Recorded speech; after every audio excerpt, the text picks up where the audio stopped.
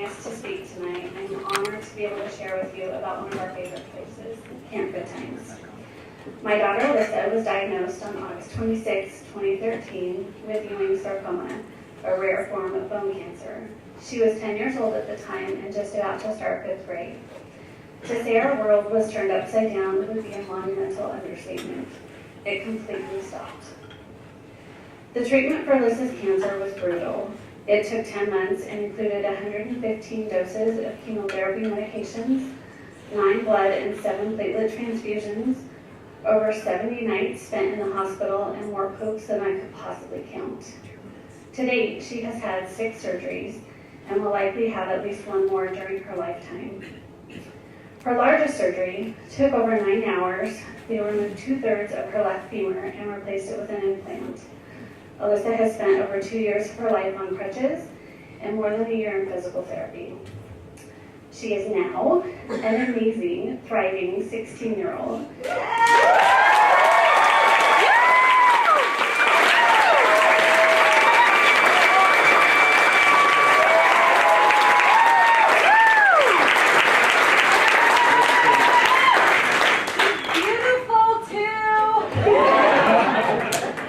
She is on her high school swim team, has a 4.0 GPA, even though she missed her entire 5th grade year of school.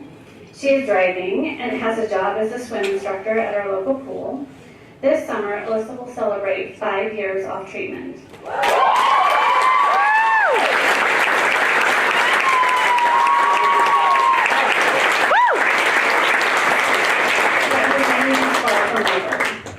Cancer is a lifelong diagnosis. It's the gift that keeps on giving.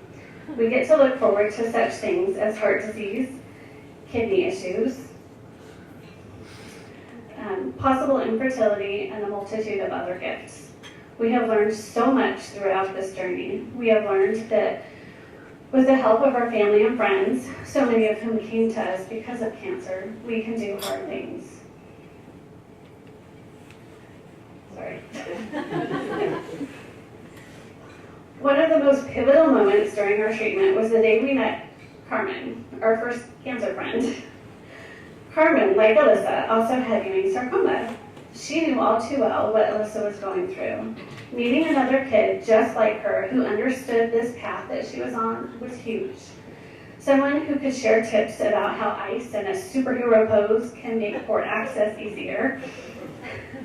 Someone who can tell you how to not get the stinky trays from the cafeteria when you're impatient is quite literally a life-changing experience.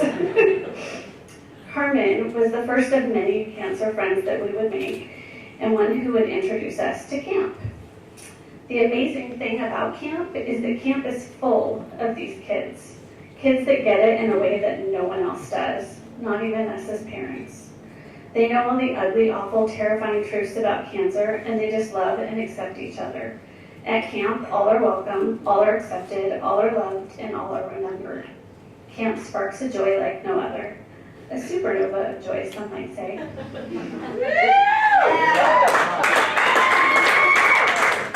Alyssa almost didn't get to go to camp her first year.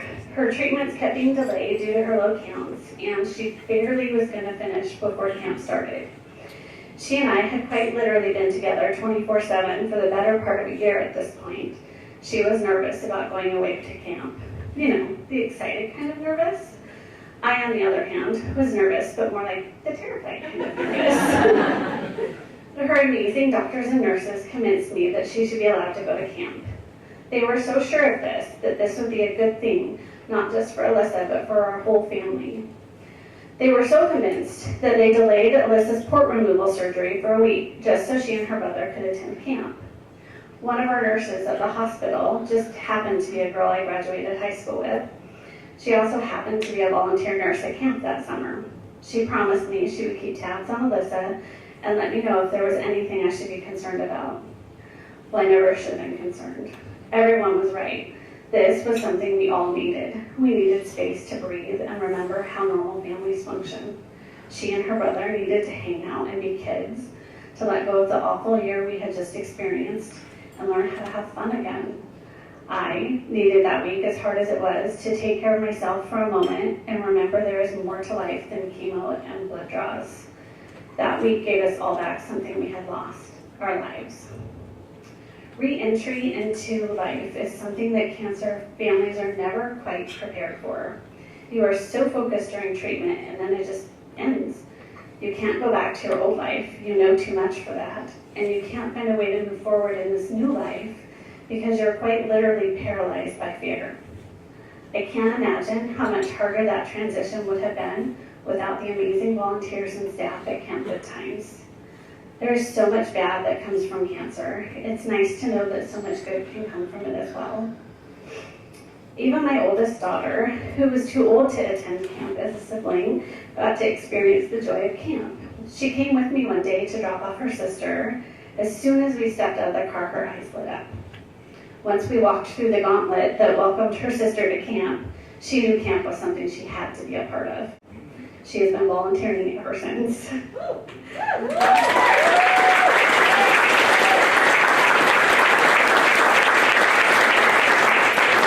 was able to heal something in her that I don't think she even knew she needed. In some ways, I'm a little jealous that she gets to experience the magic of camp with these kids. But mostly, I'm so grateful for the opportunity the Goodtimes Project provides to her. Camp is quite literally priceless to our family. People say Camp Goodtimes is a cancer camp. It isn't about cancer, though. Camp's motto is hope, joy, and love. But it's about so much more than that. It's about laughter and tears, songs and skits, connections and lifelong friendships, acceptance and belonging, healing and overcoming, remembering and sharing. It's about dancing it out. Camp is about heart. Camp fills their hearts, camp heals their souls, and camp is carried with them all year in their heart. Please find it in your heart to support this amazing organization and these kids who need you.